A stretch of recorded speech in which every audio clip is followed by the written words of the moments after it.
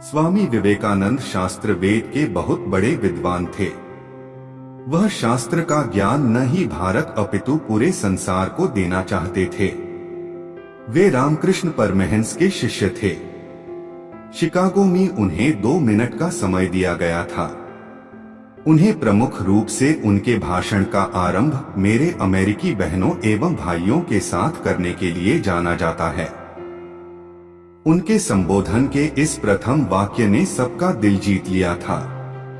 आइए इनके जीवन के कुछ अंश देखते हैं। विदेश जाने पर एक बार स्वामी विवेकानंद से पूछा गया, आपका बाकी सामान कहाँ है? उन्होंने उत्तर दिया, बस यही सामान है। कुछ लोगों ने व्यंग्य करते हुए कहा, अरे यह कैसी संस्कृति है आपकी? तन पर केवल एक भगवा चादर लपेट रखी है। इस पर वह मुस्कुराकर बोले, हमारी संस्कृति आपकी संस्कृति से अलग है। आपकी संस्कृति का निर्माण आपके दर्जी करते हैं, जबकि हमारी संस्कृति का निर्माण हमारा चरित्र करता है। संस्कृति वस्त्रों में नहीं, चरित्र के विकास में है। इससे हमें सीख मिलती है कि बाहरी दिखावे से दूर रहकर अपने चरित्र के विकास पर ध्यान देना चाहिए। एक बार बनारस में एक मंदिर से निकलते हुए को बहुत सारे बंदरों ने घेर लिया। वे खुद को बचाने के लिए भागने लगे, लेकिन बंदर उनका पीछा नहीं छोड़ रहे थे। पास खड़े एक वृद्ध सन्यासी ने उनसे कहा, रुको और उनका सामना करो। विवेकानंद तुरंत पलटे और बंदरों की तरफ बढ़े लगे।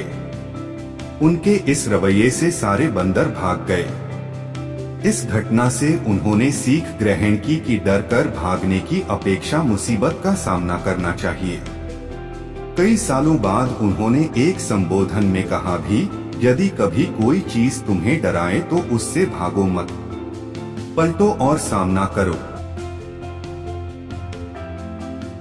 एक व्यक्ति विवेकानंद से बोला, मेहनत के बाद भी मैं सफल नहीं हो पा रहा। इस पर उन्होंने उससे अपने डॉगी को सैर करा लाने के लिए कहा।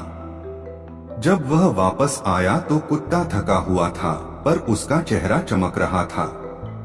इसका कारण पूछने पर उसने बताया, कुत्ता गली के कुत्तों के पीछे भाग रहा था जबकि मैं सीधे रास्ते चल रहा था। स्वामी बोले, यही तुम्हारा जवाब है। तुम अपनी मंजिल पर जाने की जगह दूसरों के पीछे भागते रहते हो। अपनी मंजिल खुद तय करो। अमेरिका में भ्रमण करते हुए स्वामी विवेकानंद ने एक जगह देखा कि पुल पर खड़े कुछ लड़के नदी में तैर रहे अंडे के छिलकों पर बंदूक से निशाना लगाने की कोशिश रहे हैं। किसी का एक भी निशाना सही नहीं लग रहा था। तब वे एक लड़के से बंदूक लेकर खुद निशाना लगाने लगे। उन्होंने पहला निशाना बिल्कुल सही लगाया। फिर एक के बाद एक उन्होंने 12 निशाने सही लगाए। लड़कों ने आश्चर्य से पूछा, आप यह कैसे कर लेते हैं? स्वामी विवेकानंद बोले, तुम जो भी कर रहे हो अपना पूरा दिमाग उसी एक काम में लगा। अगर तुम निशाना लगा रहे हो तो तुम्हारा पूरा ध्यान अपने लक्ष्य पर ही होना चाहिए। फिर कभी चूकोगे नहीं। अगर अपना पाठ पढ़ रहे हो तो केवल पाठ के बारे में सोचो। एकाग्रता ही सफलता की कुंजी है। स्वामी विवेकानंद और जर्मनी के संस्कृत भाषा के विद्वान प्रोफेसर पॉल डायसन संस्कृत साहित्य पर चर्चा कर रहे थे। किसी कारणवश प्रोफेसर साहब को उठकर बाहर जाना पड़ा। स्वामी जी पास पड़ी एक किताब उठाकर उसके पन्ने पलटने लगे। वह कविताओं का संकलन था। वे उसे पढ़ने में लीन हो गए। थोड़ी देर बाद प्रोफेसर डायसन अपना काम निपटाकर लौट आए, लेकिन स्वामी जी किताब पढ़ने में इस कदर खोए थे कि डायसन के लौटने का उन्हें पता ही नहीं चला। कुछ देर बाद डायसन को लगा कि स्वामी जी जानबूझकर उन्हें नजरअंदाज कर रहे हैं। पूरी किताब पढ़ने के बाद जब स्वामी जी ने अपनी गर्दन ऊपर उठाई तो डायसन को सामने बैठकर इंतजार करता पाया। वे बोले, क्षमा कीजिएगा, मैं पढ़ रहा था, इसलिए आप कब आए इसका पता ही नहीं चला। स्वामी विवेकानंद द्वारा माफी मांगने के बावजूद डायसन के मन का मलाल खत्म नहीं हुआ। उन्हें यही लगता रहा कि स्वामी जी ने जानबूझकर उनकी उपेक्षा की। स्वामी विवेकानंद उनके मन का भाव जान गए। उन्हें दुख हुआ। डायसन को यकीन दिलाने के लिए वे किताब की कुछ कविताएं सुनाने लगे, लेकिन इसका उल्टा असर हुआ।